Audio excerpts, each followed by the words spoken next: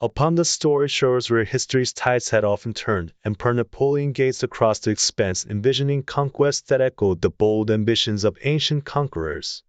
With a formidable army of over 100,000 men at his command, poised and waiting for the opportune moment, Napoleon's aspirations soared high, fueled by the audacious dream of planting the imperial eagle atop the Tower of London itself.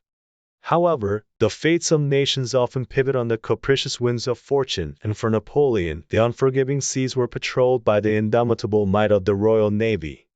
The strategic chessboard of Europe was set, with Napoleon, a master tactician as calculating as he was fearless, ready to play his hand.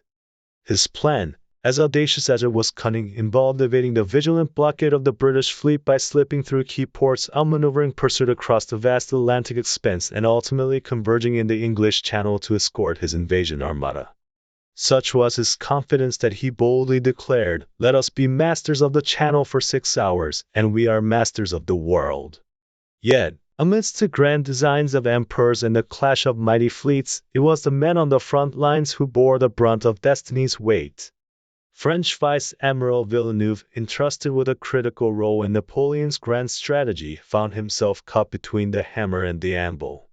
As he sought to break out from the confines of Toulon, little did he know that his adversary would be none other than Vice Admiral Horatio Nelson, a living legend whose name struck fear into the hearts of French sailors. Nelson, a paragon of British valor and naval supremacy, epitomized the spirit of Old England, driven by a fervent love for king and country. His exploits on the high seas had become the stuff of legend, from the smashing of the French fleet at the Battle of the Nile to the resounding victory at Copenhagen. Even the loss of his arm in battle only served to steel his resolve, for in his veins flowed the blood of Britannia's staunch defenders. As the drama unfolded across the vast expanse of ocean, with fleets maneuvering like pieces on a chessboard, the fate of nations hung in the balance. Villeneuve's daring breakout, though initially successful, would soon lead him into a deadly game of cat and mouse with Nelson's relentless pursuit.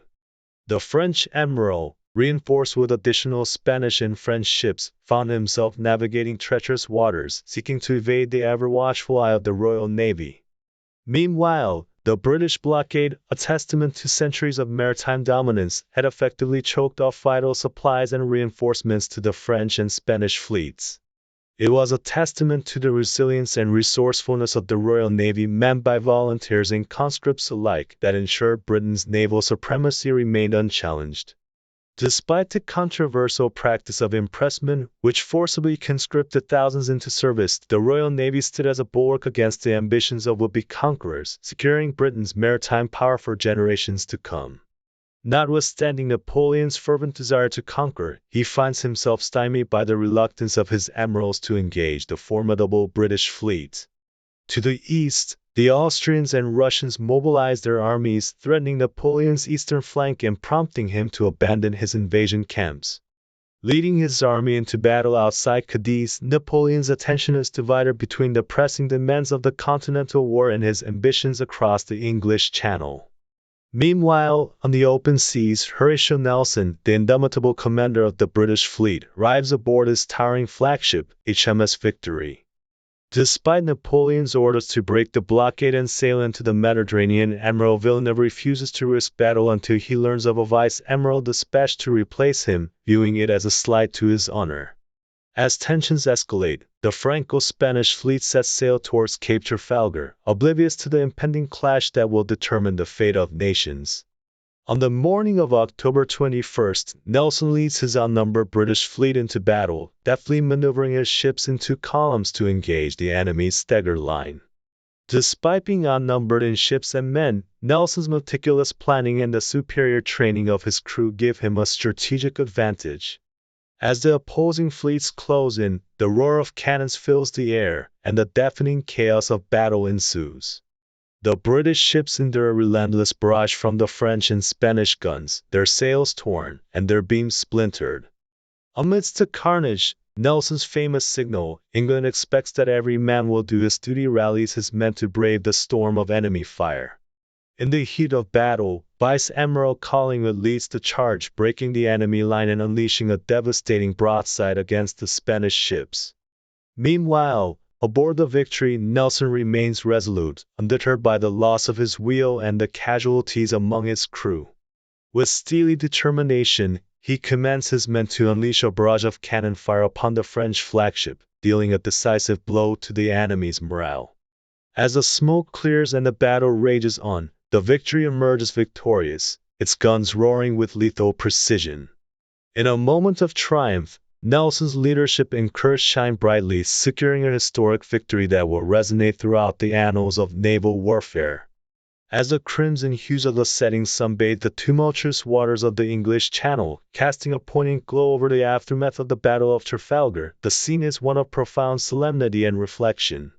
Stretching across the vast expanse of sea, the remnants of shattered ships and scattered debris bear witness to the fierce clash of naval forces that unfolded on this historic day. In the wake of the conflict, the air is heavy with the scent of gunpowder and salt, mingling with the pungent aroma of blood and sweat. The once mighty vessels, now mere husks of their former glory, bob and sway with the gentle rhythm of the waves, their timbers splintered, their sails torn, and their decks stained with the remnants of battle. Amidst the wreckage, the cries of the wounded mingle with the solemn hymns of mourning as sailors from both sides grapple with the devastating toll of war. For the British fleet, led by the legendary Vice Admiral Horatio Nelson aboard the majestic HMS Victory, victory has come at a heavy cost.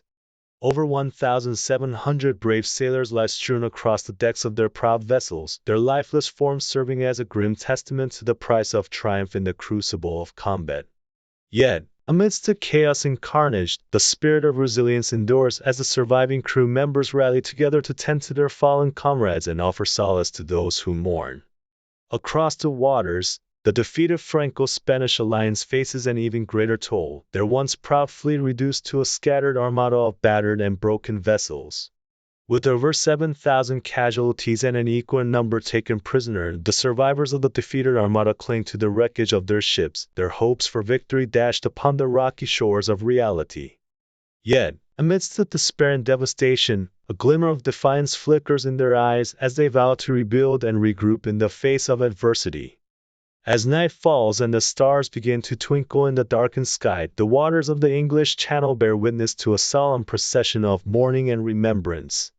On board the captured Spanish flagship, the Santissima Trinidad, British sailors pay tribute to their fallen adversaries, their hearts heavy with the weight of lives lost in the heat of battle.